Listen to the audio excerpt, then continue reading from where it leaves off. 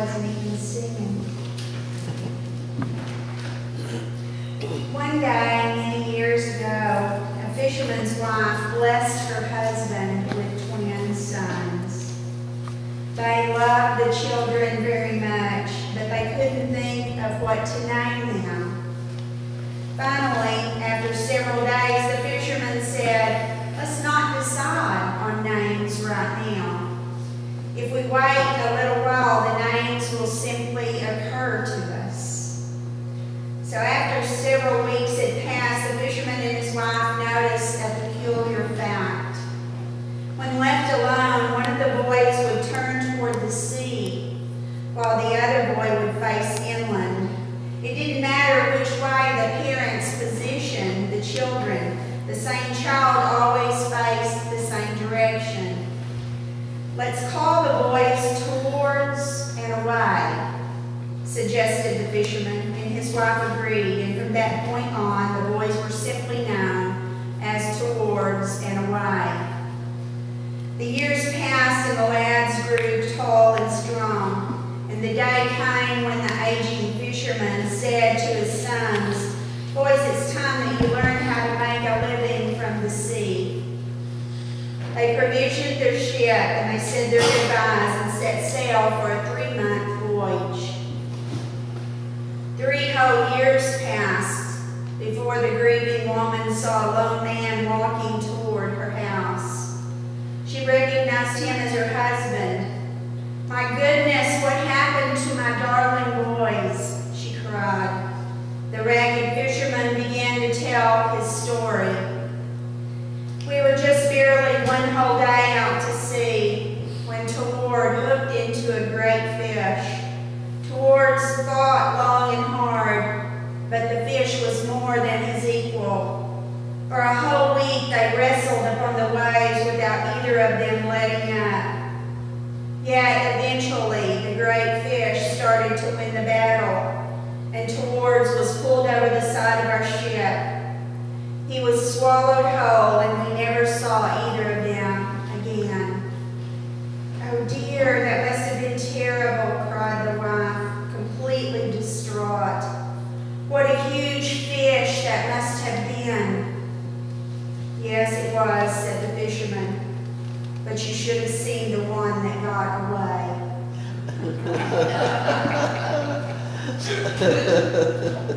I know, that's a groaner. Every good fish story is. There's a really good reason why people look suspiciously on fishermen tales. Sometimes there's just something about the sport that lends itself to big stories. How do you think people reacted when Simon Peter and the other disciples returned from their fishing trip with tales of seeing the risen Christ? Don't you imagine that folks just shook their head and said, "Fishermen, you can't believe a word they say." But we take into account that the disciples were just as surprised as everyone else to see Jesus. That's the last thing they expected that night when they headed out to fish.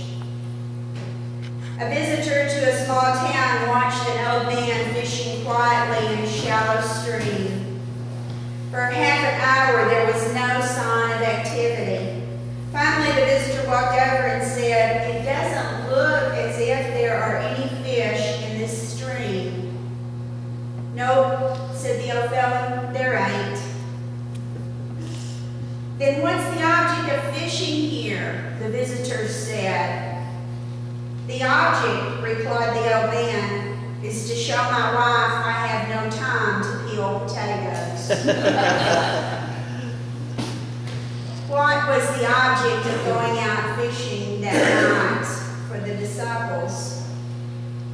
Well, most of them were originally fishermen.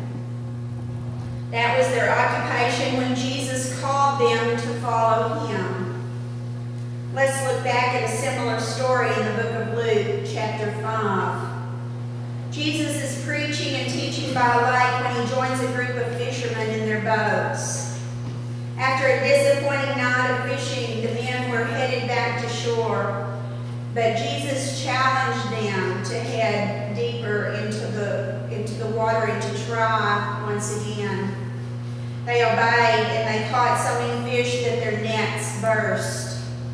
These simple fishermen becoming Jesus' first disciples. Over the next 3 years, these fishermen saw Jesus preach, teach, perform miracles, and turn the established order upside down. Imagine their sorrow when at the height of his ministry, Jesus is arrested and crucified. What are they going to do now? Then, just as they were giving in to fear and confusion, Jesus appears to them, undeniably alive and full of power, and he announces that he has conquered death. So after this amazing turn of events, why are the disciples out fishing again? When our worldview has been turned upside down, our first reaction is to retreat into our comfort zone. It is not unusual that under such circumstances that we want to return to the familiar, and the disciples are like us. Maybe the disciples needed time to clear their heads.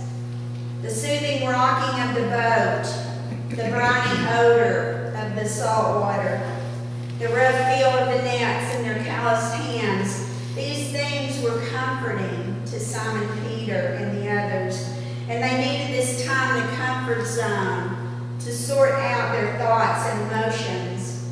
But how tempting is it to stay in our comfort zone? As someone said, the most tiring exercise in the world is carrying yesterday on your back. That's what the disciples were struggling with, carrying yesterday on their backs. Each one had doubted Jesus' words. Each one had given up hope after Christ's crucifixion. And Simon Peter had to deal with the biggest burden of all. He had denied Jesus 3 times. So he and his friends had retreated to their comfort zone. But they weren't going to stay there for long, because Jesus' call to us, to them at that time and to us now, is always a call to leave our comfort zone. That's the second thing that we need to see today. Jesus always calls us out of our comfort zone. It's like those inspirational sayings that are found on motivational posters. No pain, no gain.